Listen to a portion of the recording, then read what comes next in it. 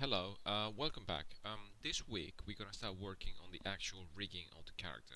So far we have done all the bone structure, we have laid out all the joints where they should be, we have painted the weight on the skin, so it's all working. Now the next thing we need to work is start working on the controls. The controls are all the NURBS pieces of geometry that we're gonna use as an animator UI, so animators can grab the control instead of going, for example, they want to rotate the, for example, these, then they don't have to go here and then rotate and then hit keyframe, then go there and then press S and then keyframe everything. So obviously seems to be like you could work with something like that, but obviously it's not very intuitive. So what we're gonna do is we're gonna create some sort of UI or a layer on top. There's something called the controls or the animated control. If you want to have a look what they look like, I got the character here already done in the past because this model is, I think I rigged this in 2009 or something like that, so it's quite old. I'm just going to move it here and I'm going to show you. I mean, this is what I mean by controls. So we're going to create all the controls, all these controls here is that the animator can easily grab and then just animate the character. So it's more intuitive and it's easy to use. I think if you here you go like a master control as well. So you select this, so you go this, so you can rotate or you can just move the character.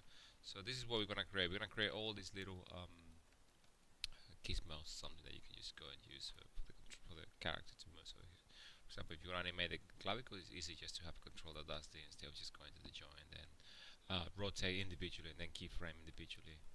For example, here like the arm as well, so you go all taken care of, and you go like this control as well. So this is what we're gonna start creating first. But before we move on to that, I want to tell you that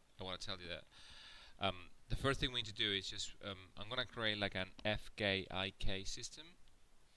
The IK system is it stands for inverse kinematic, which means that if you see, for example, the arm here, you can see there's a line here, a line there, and there's a triangle here. So this plane here, if you create an IK handle, you automatically can, with one control, can pretty much move like two joints at the same time. You can see that this one here controlled the arm up and down, and you can create as well with that. You can automatically create control the elbows. This is what is called an inverse kinematic system. It's automated. So if I click this control here and I switch to inverse kinematics, just have a look, you see how the other one disappear, which means that this is a forward kinematic system, FK, which means that you have control of every single one of the joints. So you can go here, go there, and for example go there, and you can animate one by one. That is something that normally is sort of in these days in the industry sort of a requirement to animate. Like for example, if we are animating here in IK mode, and we can just move that. But then if we want to move only this joint by any chance, we can just do it without influencing anything of the elbow. You can't do it with the IK because it's already automatic. But if you, for example, like one ideally situation would be that the character jumps, and then let's go a stretch system here, but we're not gonna cover that in this course.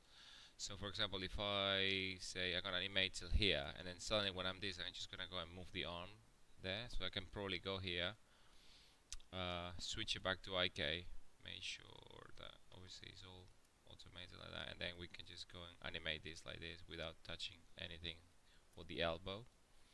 So an ideal or the ideal situation would be that the character it jumps, and then once it's in the air, then the legs move.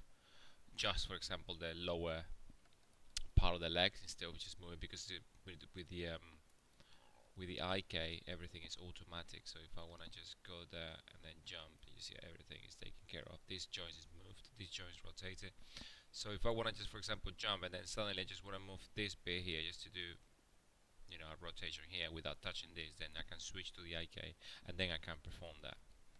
Now this is what we're going to create. We're going to create a IK and FK system for this rig, for both arms and for both legs. You could do it for the spine, but we're going to bypass that. not necessarily really, spines don't really stretch. But this guy I think I got it set up here because this character has squash and stretch, but we're not gonna be covering this in this course. It's a bit more complicated setup. So I'm gonna go back the way it was. Now the first thing we need to do is we need to have two sets of joints. But I'm just gonna minimize this. I'm gonna go back to the original I have here. So the first thing I'm going to do is, for example, if you have a look at this, I'm just going to go into Windows, I'm going to go into the OWL, I'm going to go, I think, Display, Windows, there you go.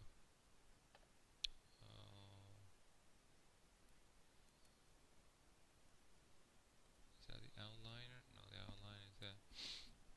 So everything changed. This is 2017. I was working up to now 2016 now. Everything, we need to hunt down where everything is.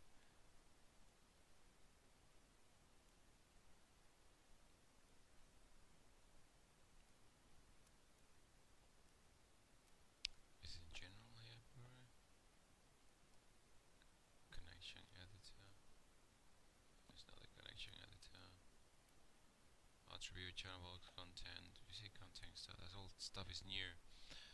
I think, oh, there you go, the hypergraph. We're gonna go with the hierarchy. So the hypergraph right here. So if you can see here, for example, if I move this here, so you can have a look. So this is the hierarchy of the whole structure. This is all the joints that we've been working on. If I select this one, if I select that, then I'm selecting the root, which is that one. I think it's actually this one. This is the root. There you go. This is the root. We want to create a copy of each one of these from the shoulder down. So the left shoulder is going to have a copy of itself, but we're only going to cover the shoulder joint, the elbow joint, the forearm joint, and the wrist. The rest is going to be discarded. So what I'm going to do is just select that, just press Control D, duplicate. So now you should have here on the left shoulder, you should have now another left shoulder. You see, so another left shoulder, and the rest is the same.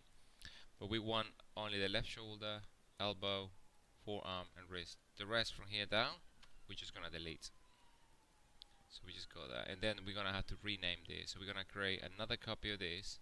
Press Control D, and this is gonna be the other one as well. But we have to rename them. So one's gonna be this, and it's going to have underscore IK, and the other one's going to have underscore FK.